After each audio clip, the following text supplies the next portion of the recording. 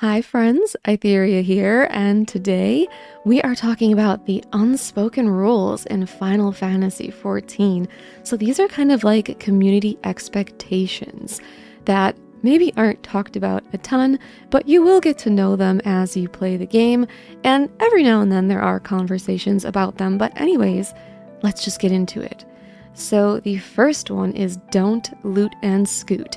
So what is looting and scooting? This is basically when you are farming something, maybe a mount from an extreme trial, you get the mount and you just dip, just gone by out.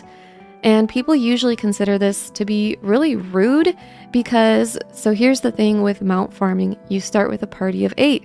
Presumably, probably everybody there needs the mount, wants the mount. So if somebody leaves right away after they get their mount, that means another person that needs the mount is probably going to join the party, and everyone else who's left, their chances, their RNG is just the same or worse, right? Where if the person who got the mount stays around a little bit, then when the mount drops again, there's less competition for it, which is why it's considered so rude to loot and scoot. Now, there are some scenarios in which it might seem like you're looting and scooting, but genuinely, you've just got to go. Maybe you can only do 1 or 2 more runs with the group. Just say so. Just be like, hey guys, I've only got 1 or 2 more runs in me. And then if you happen to get lucky and get them out and leave, they're going to know that you weren't looting and scooting, especially if you'd already been with that group for, a while, right? Similarly, maybe you've been mount farming for like 2 hours already and it's just, you don't want to do it anymore. But you're with a fresh group that you've only done a couple runs with or whatnot, and then you finally get them out and it's like, well, I've been doing this for 2 hours, I don't want to stay any longer. I think that's okay. I think it's okay at that point to be like, hey guys, I don't mean to loot and scoot, I'm sorry to leave, but I've been doing this for literally 2 hours now and I just don't want to do it anymore. I think it's fair to do that. I just think the important part is that you explain to people that you genuinely do have to go and you're not trying to pull a loot and scoot. Just be respectful, be polite, be considerate, and everything's going to be fine. Next up is a really simple one, but we kind of see it with Sprouts a lot because I just don't know any better, but take the stack marker, the golden arrows, the stack marker, take that to the boss's hitbox. So the reason you want to take your stack marker to the hitbox is just so that melee players are able to still hit the boss while everyone is stacked. It's that simple. And yeah, it's kind of just this thing that people expect you to do. Our next unspoken rule is one for the tanks. It is that people expect you to run in and turn the boss around. Whatever content you're in, you basically just want to run through the boss and turn it the opposite way so that your teammates can run in and already be behind the boss in a safe spot, ready to just DPS. And kind of going along with that, if you are doing harder content like extremes, savages, etc., usually it's expected to keep the boss pointed north as much as you can. There's obviously some mechanics that the boss will turn themselves, or you won't be able to have them stay north, but in general, you want to have the boss facing north because that just helps with other mechanics in those fights. Our next unspoken rule is that you should not stand near the tank. If you are standing in front of the boss, you're probably going to get hit by something because a lot of bosses have cleaves and things that are really meant for the tanks alone to eat. So stay away from the tanks and stay away from the front of the boss. You should really be standing behind those arrows that are on the side of the boss's hitbox. Otherwise, you're in trouble. Speaking of where to stand, the next unspoken rule is do not stand in Narnia. That is to say, don't stand super duper far away from the boss.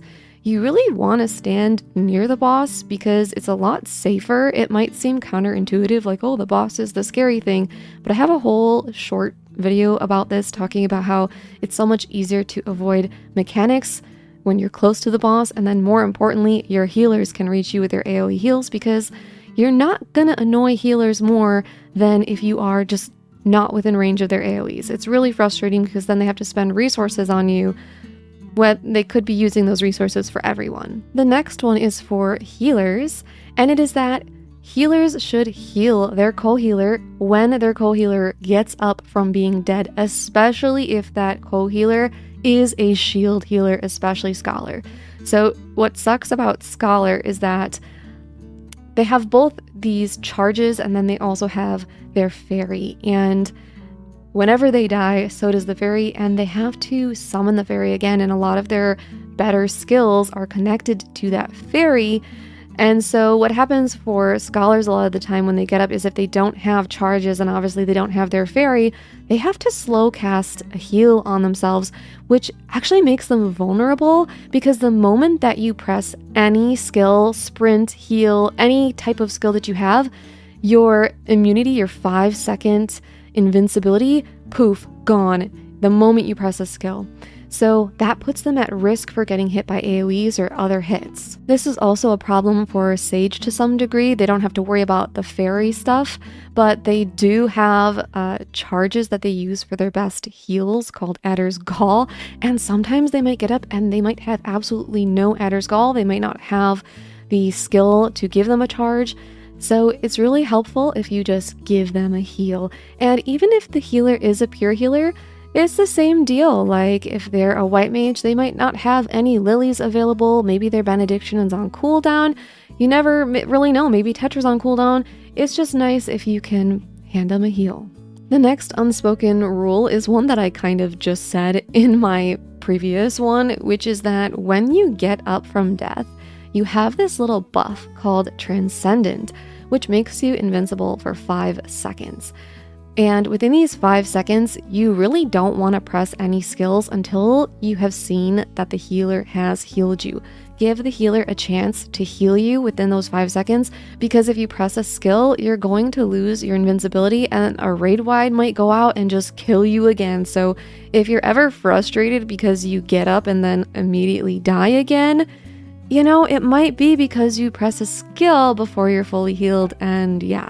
This next unspoken rule is also for tanks once again, specifically for co-tanks.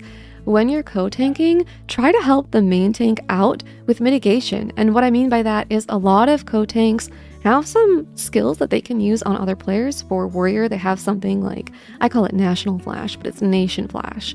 Gunbreaker has Aurora, stuff like that, that you can give to the other tank to help them mitigate tank busters. Similarly, you guys should take turns using Reprisal. I said the best way to annoy healers was by standing in Narnia, but there's actually another great way to annoy them, and that is by not standing in their bubble. All of the healers except for Sage have a bubble that have healing and or mitigation properties. It literally looks like a large shiny dome. Does not matter what job it is, it's just a large shiny dome. Get in there.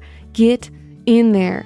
That's an unspoken rule. You should stand in there because it helps you and it helps the healer and it helps everyone. Another unspoken rule of this game is that sprouts are precious. They should be treated accordingly, which means that you should be kind, understanding of mistakes, and helpful. But I think most people are this way. I think sprouts get treated really, really well in this game. People love seeing new players. They love seeing them enjoy the game. They want them to enjoy the game. And I think a lot of us just want them to have as good of an experience as we did when we were new. The next unspoken rule is not to just disband good parties just because you're done playing. So I feel like when you're farming things, whether it's like farming mounts or just farming, like I remember farming chaotic, sometimes this would happen, but it's really, really frustrating when you have a really good group and instead of the leader, if they're just done playing, they don't want to play anymore, that's fine. Instead of just disbanding the whole group, leave and give somebody else lead so they can just get one new player, because then you lose this whole group of really good players that's been doing really well and you have to start completely from scratch, and it's just genuinely so frustrating. So I do think it's an unspoken rule that you just leave on your own and pass lead.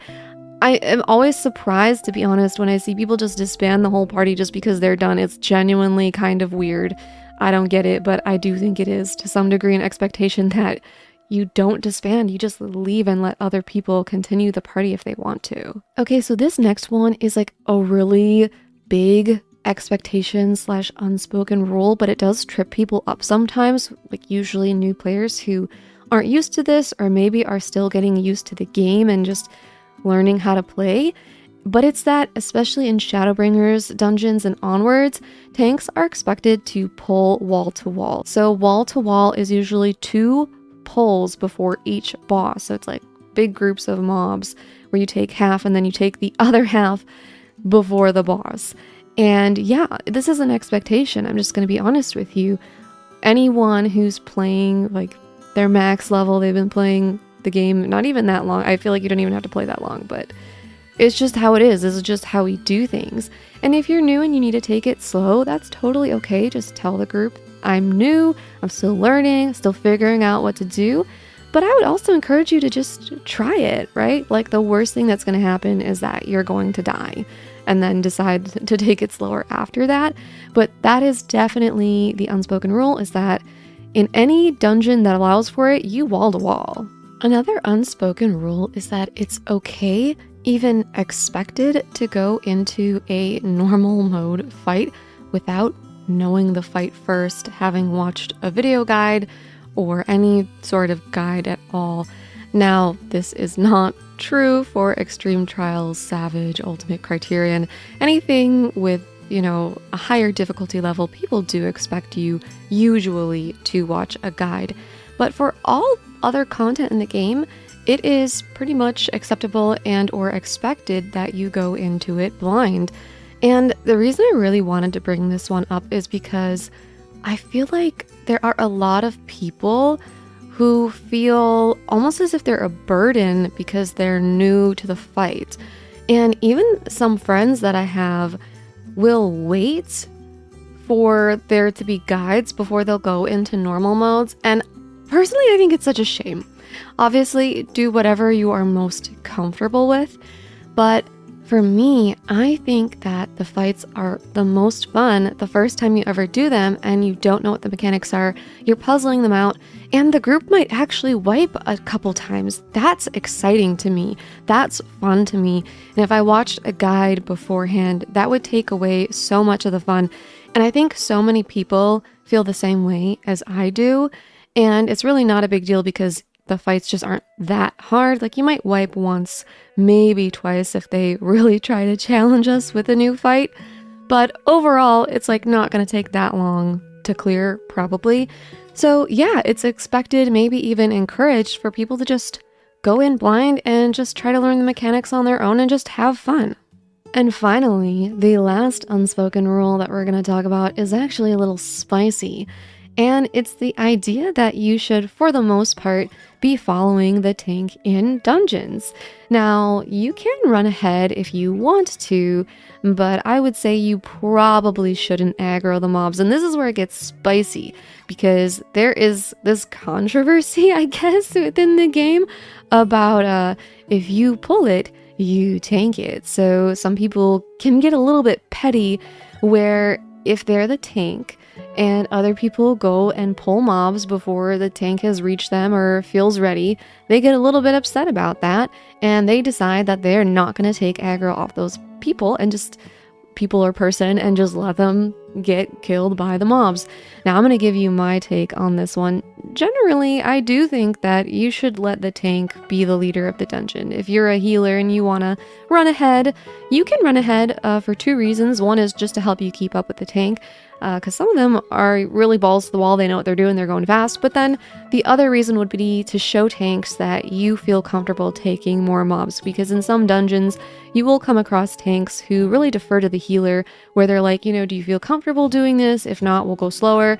So if you run ahead, you can kind of show them like, I am good with anything. I can heal all of this. It's totally fine. But I do still, in general, think that it is more respectful and polite and considerate to just let the tank go at their own pace, because sometimes you do come across new players who aren't quite comfortable with that. And I would say in that case, just communicate. Don't run ahead and pull the mobs. Just communicate in the chat. Say, hey, I can heal all this. I can support you. I think our team can do it. Let's try it. And if we wipe, then we'll go slower.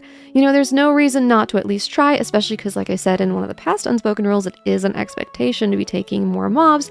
So this is a good opportunity for you to practice. We support you. We're not going to push you or force you, but we would encourage you to do this. And if we can't do it, then we'll go slow, right? I think it's better to just communicate than to just run ahead and pull the mobs, because you don't really know where that person is at. I think another issue I take with people doing this is that some people are just rushing, and you're not even making the dungeon that much faster, in my opinion. Like, I get it. A lot of the dungeons aren't necessarily that interesting and you kind of want to get it over and done with. But unless the tank is like genuinely going molasses slow, which rarely ever happens. Like, you know, the situations where you get to the boss and you're just standing there for a while and you're like, why aren't we pulling it? That's the only case in which I would say, you know what, go ahead and pull it. Go ahead and pull it, right? Because it's like, why are we standing around? But if they're still moving, like, there's no need for you to like sprint or en avant or whatever the heck to get ahead of the tank just so you can pull more mobs. Like, I just don't really see the point of doing that, especially because it can cause problems. So yeah, that's kind of my take on it, is I think that everybody involved should just be less petty and just communicate. Like, if you are the tank and someone does pull more than you expect or than you want or than you feel comfortable with, you don't need to be petty and let them die. Just try your best, and if you guys all wipe, then that's going to be proof, and you can follow it up and say, hey, I don't really feel comfortable with that many. I'm not really capable of that yet. Can we go slower? Like, it's not that hard. Most of us playing are adults, so I don't see why this is as big of a deal as it is, but it's like a huge controversy that people get kind of really mad over. On both sides of the spectrum, people get really mad about people pulling ahead, and then people get really mad about other people being like, nah, I'm not gonna help you because you pulled ahead and I wasn't ready for that and you're rushing too much. But yeah, those are all of the unspoken rules that I could think of. If you guys can think of any others, I would love to hear them. Please leave them in the comments. Please consider leaving a sacrifice to Lord Algorithm in the form of a like, comment, share, or subscribe.